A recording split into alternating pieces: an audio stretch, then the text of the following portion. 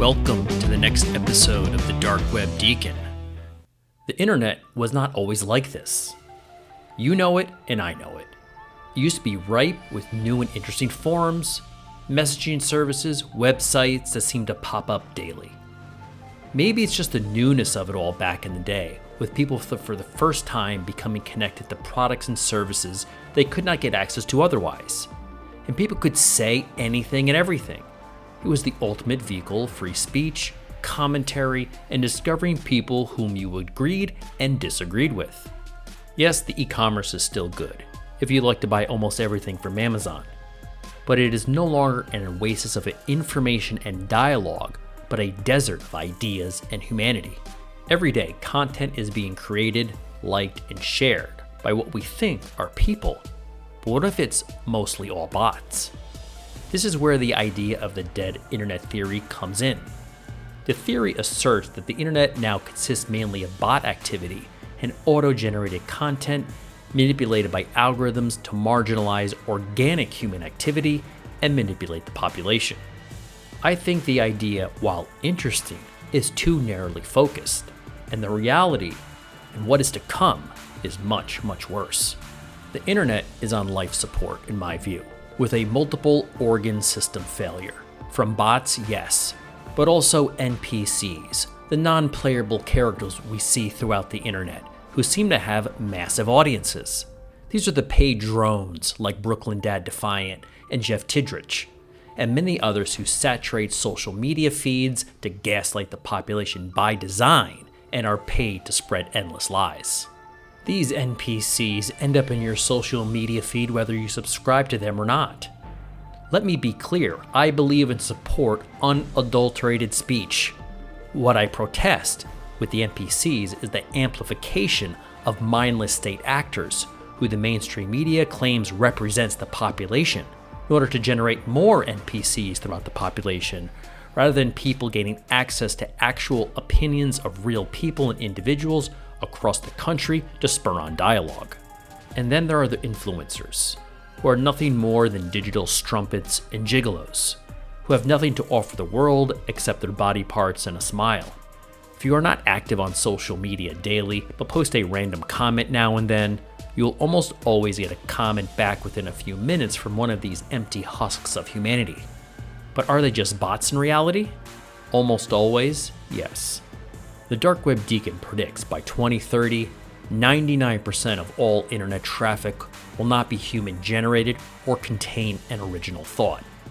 This will be fueled by the coming tsunami of AI-generated content and also AI-generated influencers and smarter bots and more ignorant NPCs in their bubble to sow political strife, to overwhelm our basic systems to benefit elites and corrupt government bureaucrats.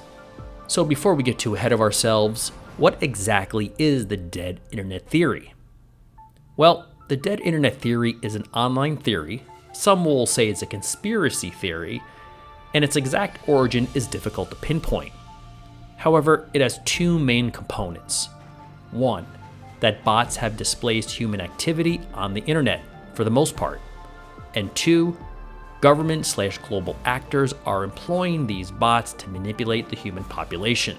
Discussion and debate on this concept has been prevalent in online forums, technology conferences, and academic circles for at least over a decade, although not so eloquently labeled as the dead internet theory in most of the conversations. It gained mainstream attention in 2021, and that's when the official label, I think, really took hold, based on two articles. An article in The Atlantic titled "Maybe You Missed It, but the Internet Died 5 Years Ago," and a thread titled "Dead Internet Theory, Most of the Internet is Fake," which was published on a forum, Agaro Roads Macintosh Cafe. Since then, the idea has slowly gained more mainstream adoption via YouTube channels like mine and conversations on X. The date given for this quote-unquote death of the internet was generally around 2016 or 2017. So let's look at some evidence.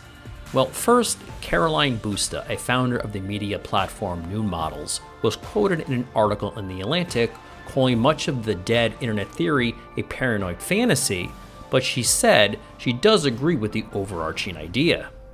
In 2022, the security firm Imperva released a report on bot traffic and found that bots were responsible for 47% of all web traffic, while Insight One claimed in 2022 that bots make up 64% of internet traffic. So a little discrepancy, but the general consensus is at least half of all internet traffic is from bots. I lean obviously heavy towards the 64% side. And then when you layer on NPCs, as I mentioned earlier, and mindless influencers, the amount of actual internet traffic generated from these three categories very easily hits close to 80, potentially 90%. Another interesting data point is that in 2019, Facebook shut down 5.4 billion fake accounts. When we look at YouTube, there is a market online for fake YouTube views to boost a video's credibility and reach broader audiences. At one point, fake views were so prevalent that some YouTube engineers were concerned the algorithm would start detecting them and begin to treat fake views as default and start misclassifying real ones. YouTube engineers coined the term the inversion to describe this phenomenon. Several Twitter accounts, now X of course, started posting tweets starting with the phrase "I hate texting," followed by an alternative activity such as "I hate texting, I just want to hold your hand," or "I hate texting, just come live with me." These random posts started to receive tens of thousands of likes, and many suspected them to be bot accounts.